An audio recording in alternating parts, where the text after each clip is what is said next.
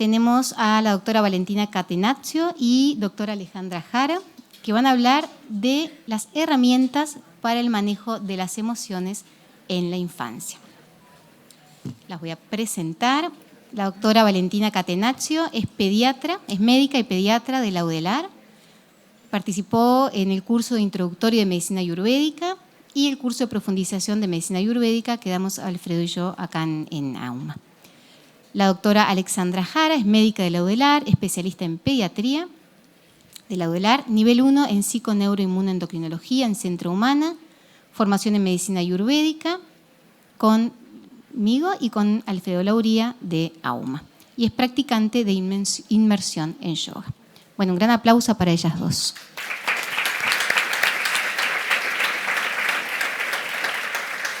Bueno, buenas tardes. Yo soy Valentina Catenaccio y el día de hoy vamos a conversar un poquito sobre el Ayurveda, cómo puede afectar a los niños. Inicialmente yo voy a presentar un poco de lo que son los doshas, ¿sí? Y cómo en los niños también podemos ver esas características o biotipos.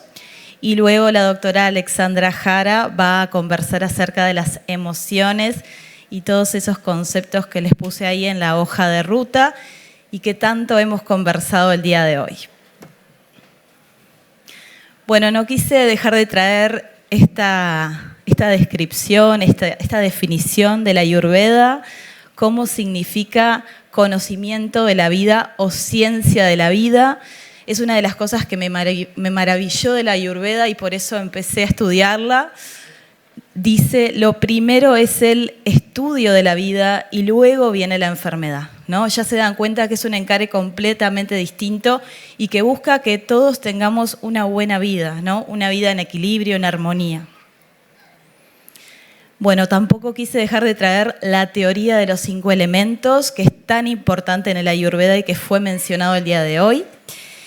Y dice entonces el Ayurveda que todos nosotros, toda la materia está formada de 5 elementos, que ellos son el éter, el aire, el fuego, el agua y la tierra, ¿sí? Y de estos 5 elementos es que también van a formarse los biotipos o doshas, que ahí tienen. Entonces, Vata, que es el más sutil, el más liviano, se forma de éter y de aire. Luego viene Pitta, que se forma fundamentalmente de fuego y de agua, ¿sí? Y luego viene Kapha, que es el más pesado y que se forma de agua y de tierra. Bueno, entonces estos doshas o biotipos que mencionamos, ¿sí? Significan también, aparte de doshas, se les llama fuerzas vitales, ¿sí? ¿Por qué? Porque en realidad cuando están en equilibrio nos proporcionan la salud, pero cuando se desequilibran también nos dan la enfermedad. ¿Qué es Vata? Muchos de esos ya lo conocen, pero para los que recién están llegando al mundo de la Ayurveda, les cuento que Vata significa, en sánscrito, aquello que mueve las cosas. Y quise traerles características físicas y también psicológicas, ¿sí? Entonces, en cuanto a lo físico, son aquellas personas que son delgadas, de huesos prominentes, tienden a tener el pelo, la piel seca, las uñas quebradizas, ¿sí? Son completamente irregulares en todo, en la dieta, en el sueño, en sus rutinas. Son esas personas que van y vienen, hacen danza, después hacen otra actividad, después otra, como que fluctúan, ¿sí? Son activos, son inquietos, son imaginativos, tienen una mente muy creativa, ¿sí? Muchas veces los artistas tienen un componente importante de Vata. Pero también tienden a tener lo que se llama insomnio, ¿sí? Tienden a tener muchas ideas que muchas veces les cuesta dormir. ¿Cuál es su psicología? Bueno, son energéticos, como les decía, son flexibles, son muy buenos comunicadores, ¿sí? Tienen iniciativa. Se dice que en cada equipo debería haber un Vata, un Pitta y un Kapha, porque Vata es el que trae la iniciativa, la idea, se le ocurre algo, pero después hay que llevarla a cabo, ¿verdad? Y bueno, y también, como decíamos, cuando se desequilibran, tienden al miedo, tienden a la ansiedad. ¿Y qué síntomas físicos podemos ver cuando un Vata está desequilibrado? Podemos ver distensión abdominal, estreñimiento, que es característico, insomnio, como les decía, el habla errática, hablan como sin parar, y la ansiedad. ¿Y qué pasa con los niños? Los niños también, hay niños Vata, ¿verdad? Y entonces a esos niños les pasa todo esto que hablábamos, pero en su pequeña infancia, que a veces es muy difícil de transmitir y de comprender todo esto que les pasa. No solo a ellos, sino a los que los rodeamos, los padres, los tíos, los pediatras, los maestros, todos los demás, ¿sí? Entonces son niños que fluctúan mucho, ¿sí? Son niños que se estresan ellos y estresan a su medio ambiente, al medio, a todos. Son ese niño que está ahí saltando, son el niño que desde la pediatría te da vuelta al consultorio, porque no puede quedarse quieto, ¿verdad? ¿Y qué es lo que los estresa a ellos? Los estresa la falta de rutina. Ellos necesitan rutina aunque huyan de ella, ¿sí? ¿Qué otra cosa los estresa? El ruido, el frío. Son los clásicos niños con manos y pies frías. Desde bebés se observa esto, ¿sí? La falta de descanso también, la actividad extenuante. Por eso a estos niños no deberíamos ponerles miles de actividades después de la escuela, ¿verdad?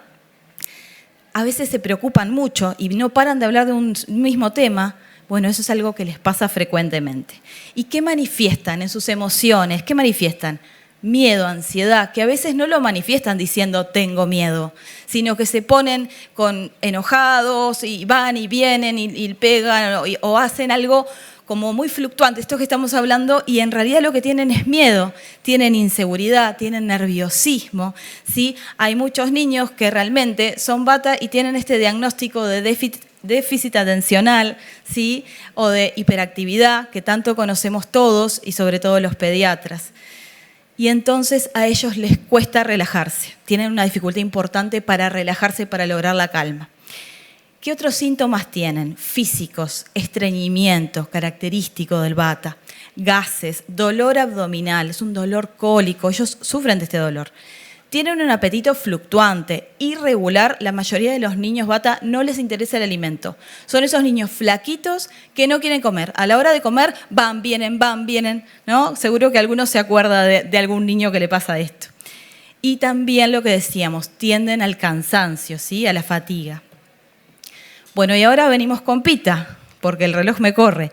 Pita es aquello que digiere las cosas, como hoy habló Beatriz Bello también, ¿está? Pita tiene fuego, acuérdense, tiene mucho fuego. De contextura, como es contextura media, ¿sí? Tiene un cabello fino, las extremidades son cálidas, esto es característico de Pita. Niños de manos calientes o personas grandes de manos calientes. Transpiran mucho, algunos tienen lo que se llama hiperhidrosis, que es transpiración de manos y pies. Transpiran, ¿tá? Tienen calor. Tienen un apetito muy importante, muy fuerte. Son estos niños que a la hora de comer dicen tengo hambre y tienen un mal humor tremendo si no les damos la comida en el momento. Son acalorados, mueren de calor y por eso también son muy sedientos, ¿sí? ¿Y cuál es la psicología de Pita? Bueno, son muy inteligentes. La mayoría de los líderes, ¿sí? Son Pita. Tenemos gerentes, puestos altos, hasta presidentes, ¿sí? Es característico de Pita. Son cálidos, son valientes, se animan, se lanzan. Pero, ¿qué pasa cuando se desequilibran? La ira los toma, el calor, el fuego, se enojan, expresan ese enojo de cualquier manera, ¿sí? Les cuesta calmarse, ¿sí? También pueden ser celosos y agresivos, ¿sí? Y con respecto a otros elementos del desequilibrio que pueden manifestar, hambre. Hace 2 horas que comieron y dicen, tengo hambre. En realidad no es un hambre verdadero, ¿verdad? Pero es ese hambre de Pita, ¿sí? También sed, también lo que es las materias, que es algo importante en el Ayurveda, son más frecuentes que la mayoría de la gente. Son niños que hacen 2 o 3 veces en el día, pero hacen una materia normal, no es que tengan diarrea. También cuando están desequilibrados pueden hacer mismo diarrea, ¿sí? Es un desequilibrio importante.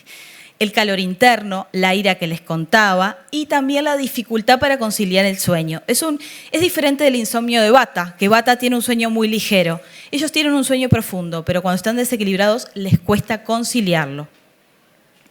¿Y qué pasa con los niños Pita? Ahí esa foto es mi hija menor, que está muy contenta a la hora de comer, ¿verdad? Bueno, ellos son resolutivos, son decididos, van para adelante, expresan esas emociones, es decir, voy. Pero a veces les cuesta darse cuenta cuando están estresados, les cuesta tomar contacto con el estrés. Son muy inteligentes, esa inteligencia de lo que es lo intelectual, ¿tá? No es la otra inteligencia que hablaban hoy, ¿verdad? Son obstinados, no aceptan un no como respuesta. Es muy difícil a veces estar al lado de un pita, ¿verdad? Son muy competitivos, cuando se estresan son más competitivos, ¿sí? Y los estresa a su vez la exigencia, el trabajo contrarreloj. ¿Qué emociones entonces ellos manifiestan? Lo que les decía, el enojo, la crítica. Ellos son muy exigentes consigo mismos, pero también con el otro, ¿sí?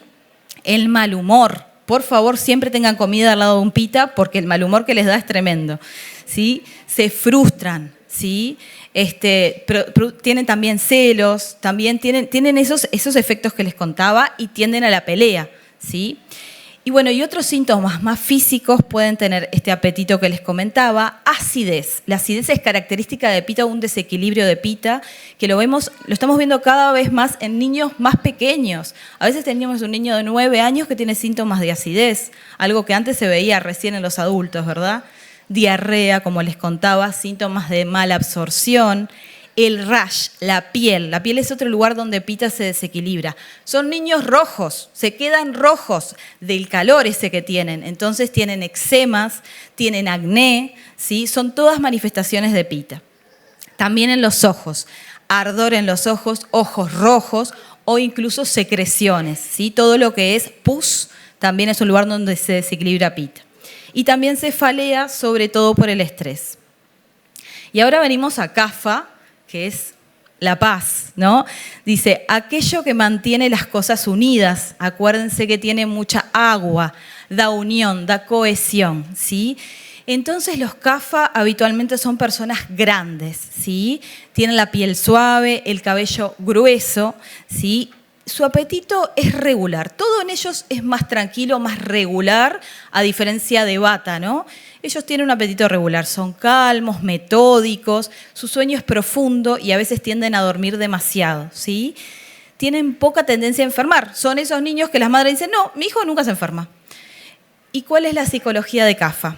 Bueno, ellos en realidad son esas personas adoradas que todos queremos tener al lado, ¿no? Son compasivos, son románticos, son calmos, tienen muchísima paciencia. Son esos niños que concilian, que están en la clase y bueno, le dicen a su compañerito que tiene la misma edad, no podés creer, ¿sí? Pero cuando se desequilibran, tienden al apego, ¿sí? ¿Qué pasa?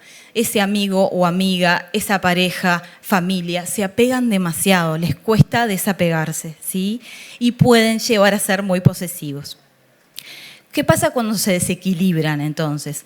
Tienden a la letargia, están pesados, tienen laxitud de los miembros, de los brazos, de las piernas, tienen mucho moco. Kapha acumula moco y llegan a tener hasta dificultad para respirar, ¿sí? La sinusitis, los resfríos, ¿tá? El sueño excesivo. Son niños que duermen y duermen siesta y se despiertan embotados, pero quieren seguir durmiendo, ¿verdad? Y bueno, y acumulan peso también. Y bueno, los niños Kapha, ahí tenemos a mi hija mayor, completamente Kapha. Son tranquilos, introvertidos, ¿sí? Tienen una gran memoria, se acuerdan de todo. Yo muchas veces le pregunto a ella, ¿cómo era esto? Se acuerdan de todo, es tremendo, ¿sí? Pero ¿qué pasa? A ellos les cuesta mucho manifestar las emociones. Ellos son muy dulces con los demás, muy compasivos, pero les cuesta manifestar sus emociones. Cuando ellos están enojados, no lo pueden expresar, les cuesta tremendamente, ¿sí? Y después Alexandra va a hablar un poquito de esa parte. Ellos, ¿qué pasa cuando se ponen mal? Están más callados, hablan menos que de costumbre. Entonces, todos los que estamos alrededor de un niño Kapha tenemos que estar atentos cuando está más callado, ¿sí? Se dan cuenta que es muy sutil. Bueno, ¿y qué manifiestan frente al estrés? Lentitud, como les decíamos, hablan menos, ese sueño, esas siestas que deberíamos evitar en estos niños, la falta de entusiasmo, ¿sí? La introversión mayor, las ganas de comer sin hambre. Estos niños comen, y de hecho comen mucho porque realmente tienden al sobrepeso, pero no tienen hambre, ¿sí? Es más emocional y pueden llegar a la depresión, ¿sí? ¿Y qué otros síntomas tienen más físicos? Ellos tienen esa pesadez en todo el cuerpo, también en lo que es la digestión. Tienen lo que se llama la indigestión, ¿sí? Ese dolor abdominal más alto, esa pesadez, ¿sí? Falta de apetito, que tiene que ver con eso. Las deposiciones son pesadas, grandes, ¿sí? Mucha producción de moco, los que les decía hoy. Tienden al moco, están congestionados, tienen sinusitis, rinitis, todo eso que les hablaba hoy, y bueno, y el sobrepeso que les comentaba. Y entonces, y esta es mi última día, pues después viene Alexandra, la infancia es, toda la infancia es una edad CAFA, ¿sí? Toda la infancia, desde que nacen hasta cerca de los 14 años cuando empiezan a ser adolescentes. Entonces, en esa edad es que todos nosotros tenemos que estar atentos. ¿Por qué? Porque es una edad en la que ellos, miren lo que es CAFA, son esos niños que son todos, ven a los bebés y son gorditos, cachetones, tienden a dormir, son esa niña que está abrazando, que es mi otra hija, ¿no? Abrazando, ese mostrar todo ese cariño, todo ese afecto. Pero, ¿qué pasa con esos niños? Son vulnerables. Y nosotros somos los responsables como adultos de generar esa huella positiva, ¿verdad? De estar ahí al lado para darnos cuenta cuando ellos no pueden expresar una emoción que no les hace bien, ¿sí? Y de acompañarlos en este camino maravilloso de la vida.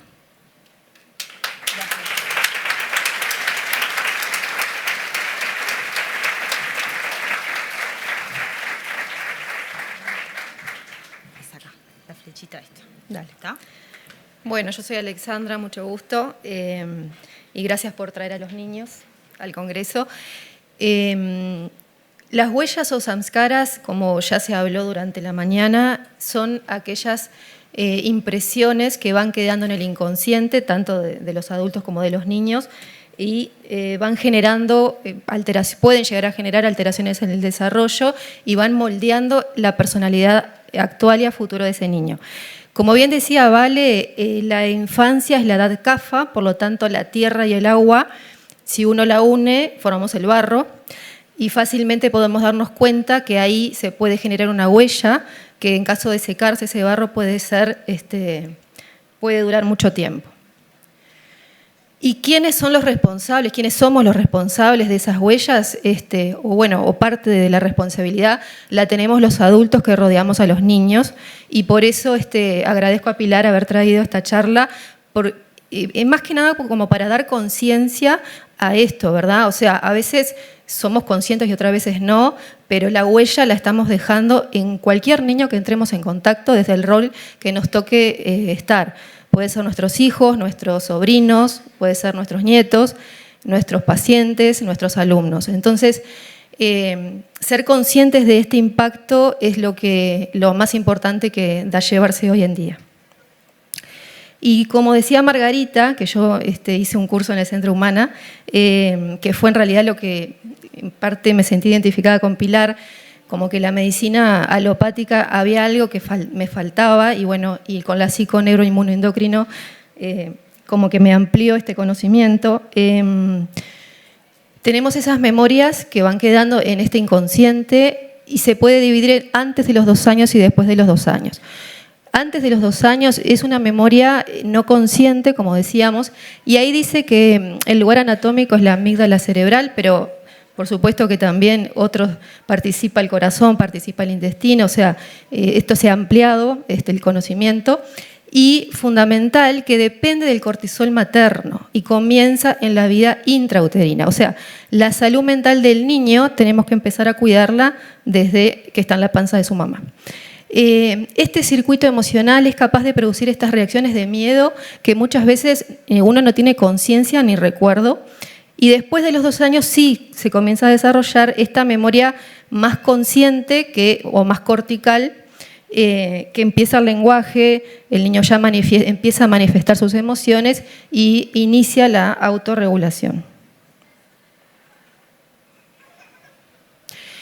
Bueno, si hablamos de huellas y tenemos que hablar de estrés, como también habló Margarita, esa foto es de mi hija, trajimos a nuestras hijas, que tenía 2 años, es un primer festival en la escuela, seguramente estaba estresada, pero le salió precioso. Y bueno, y hay un estrés que es funcional, ¿no? No todo el estrés es malo, el estrés ese que, bueno, que nos hace, por ejemplo, nos tonifica el cuerpo, nos vitaliza y hace que cambiemos y avancemos en la vida. Pero después está ese otro estrés, ya sea por excesivo o por repetitivo, que puede generar una huella negativa y es fácilmente entendible que los niños en realidad son más susceptibles al estrés que los adultos y tenemos que ser conscientes de eso. Esas huellas pueden generar profundas alteraciones en el neurodesarrollo, ya sea y en la conducta de ese niño y su personalidad después a futuro. El estrés, además de consumir energía, como dice ahí, debilita al cuerpo y a la mente y ya está comprobado que disminuye el sistema inmunológico. Por lo tanto, va a predisponer a las enfermedades. Igual después, cada niño también obviamente va a tener su capacidad de adaptación o no y depende de muchos factores. Uno de ellos, bueno, hablaba Vale del doya, que también depende de ese factor, pero también del tipo de estímulo que entra por sus sentidos, del adecuado descanso, que la Ayurveda es como, bueno, el adecuado descanso es fundamental, los nutrientes adecuados y en caso de una huella positiva que se asocie eso a un disfrute de esa experiencia. Estos, bueno, son los principales motores del desarrollo de quienes somos. Y la buena noticia, como también decía Margarita, es que existe, está comprobado la plasticidad neuronal. Esa foto también tiene 18 años porque es de mi hija cuando nació. Que lo que explica esto es que esas impresiones, esas cosas que nos van pasando, esas experiencias de la vida que van dejando huellas, en realidad son circuitos neuronales que se van reforzando o debilitando según la experiencia de vida que vayamos teniendo.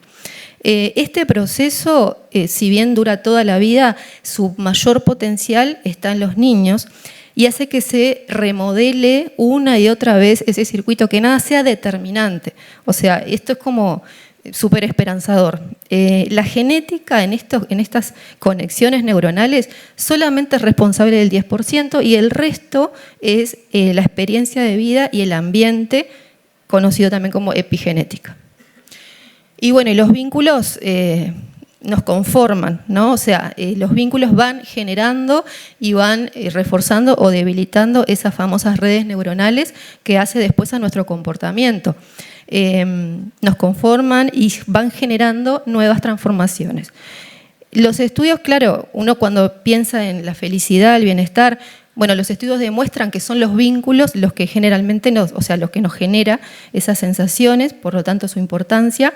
Y esto que, vuelvo a decir, existe durante toda la vida, pero el potencial en los niños es fundamental y es donde está la mayor parte de la neuroplasticidad. Y bueno, ahora, ¿qué herramientas nos brinda la Ayurveda? Maravillosas herramientas, que es individualizar las recomendaciones, una de las herramientas, ¿no? Individualizar recomendaciones según el biotipo. Como bien dijo Vale, los niños Vata, que ellos son inquietos, son movedizos, ellos no pueden estar quietos. En desequilibrio, recordar, tienden a la ansiedad y al miedo. Bueno, a ellos hay que tranquilizarlos, hay que calmarlos, hay que ofrecerles, digamos, por ejemplo, puede ser ejercicios donde se tienda a la calma. El yoga para niños es recomendable para todos, pero el Vata se beneficia especialmente.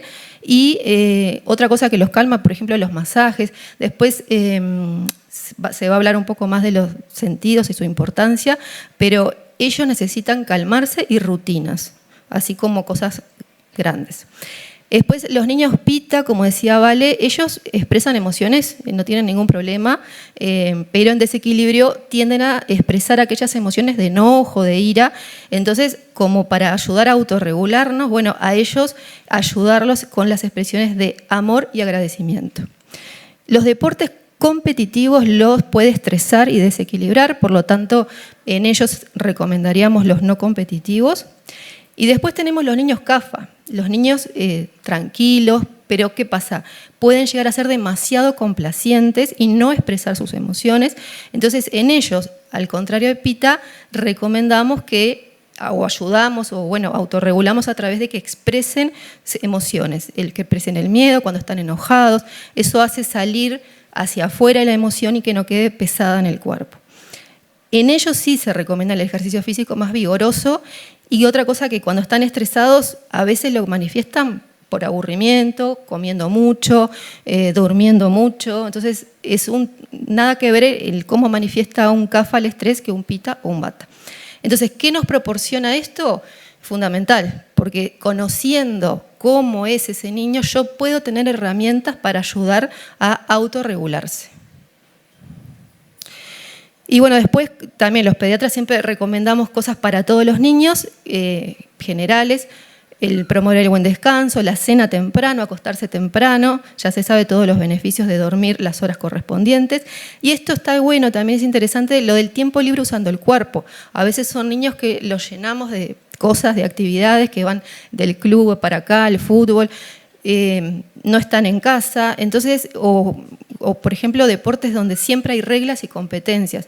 El tiempo libre usando el cuerpo es el juego espontáneo, lo tenemos que estimular y que se aburran. Eso que hace aumentar la creatividad, la imaginación, y estar en casa lo pusimos con mayúsculas porque a veces no están ni en casa. Entonces, ¿dónde se fomenta más el tiempo libre usando el cuerpo? A veces jugando en su casa. Contacto con la naturaleza, fundamental para todos. Los niños y todos retomamos la noción que somos naturaleza muchas veces cuando estamos en contacto con ello. Entonces, esos paseos al aire libre, el contacto con el pasto, con las flores, es fundamental. Y respirar por la nariz, lo trajimos acá porque a veces los niños generalmente pueden tener rinitis alérgica, pueden tener hipertrofia adenoidea, pueden tener obstrucciones y tienen muchas consecuencias. Entonces, esto debería tratarse porque después, como va a decir Alicia, la importancia que tiene la respiración nasal es fundamental.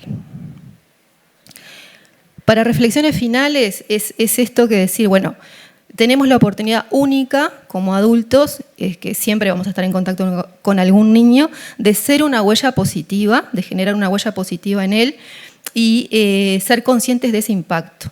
El autoconocimiento, esto que hablaba Pilar también, si conocemos, vamos a tener diferentes herramientas para poder llevar a ese niño a su mejor potencial, a su mejor calidad de vida. El autoconocimiento, porque bueno, los adultos también tenemos nuestros doyas, nuestras disregulaciones, nuestro estrés. Entonces, conocernos a nosotros mismos nos va a ayudar después a también conocer al niño y poder en conjunto autorregularse como familia. Y esto es la esperanza, ¿no? Siempre estamos a tiempo, por más que hayamos pasado una situación estresante, traumática en nuestra vida, bueno, a través de vínculos nuevos saludables, a través de nuevas experiencias de vida, buenas, positivas, podemos aquellas redes que se habían engrosado, debilitarlas o crear nuevas redes positivas para la vida de esa persona.